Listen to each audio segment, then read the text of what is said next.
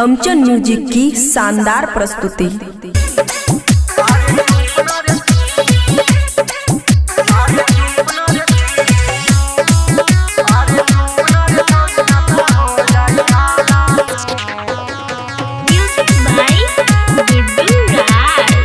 खुशी recording studio बलुआहा।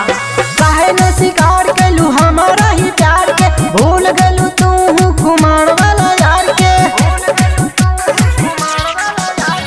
काहे न शिकार कैलू हमारा ही प्यार के, भूल गलू तू कुमार वाला यार के। काहे घूम घूम तू खाला, अरे चुप न रे छोरी नाता हो जाई हाला। अरे चुप न रे छोरी नाता हो जाई हाला।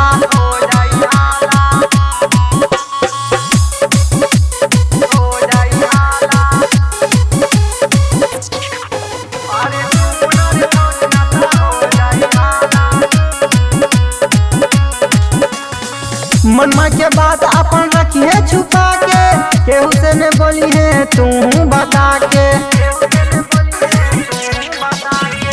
मनमा के बात अपन रखिए छुपा के, केहू से न बोली है तू बता के। न त मार दिए केहू तोरा भाला, अरे चुप न रे छोरी नाता हो जाई हाला। अरे चुप न रे छोरी नाता हो जाई हाला।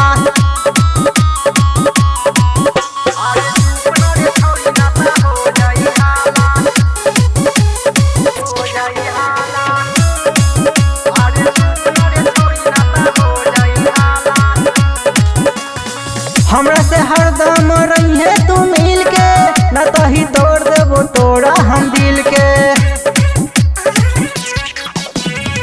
हमरा से हरदम रही है तू मिल के, न तो ही तोड़ देबो तोड़ा हम दिल के। न तो पड़ जाई केहू से पाला, अरे चुप न रे छोरी नाता हो जाई हाला।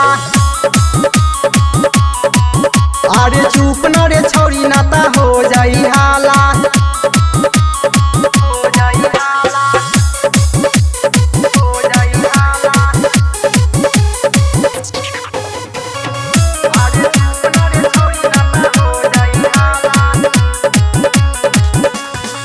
हमरा से गोरी तू कल ही यारी, कहेला तोहरा ही बीजे बवाली। हमरा से गोरी तू कल ही यारी, कहेला तोहरा ही बीजे बवाली। काहे घूम घूम तू खाला, अरे चुप न रे छोरी नाता हो जाई हाला। अरे चुप न रे छोरी नाता हो जाई हाला। खुशी रिकॉर्डिंग स्टूडियो बलुआहा।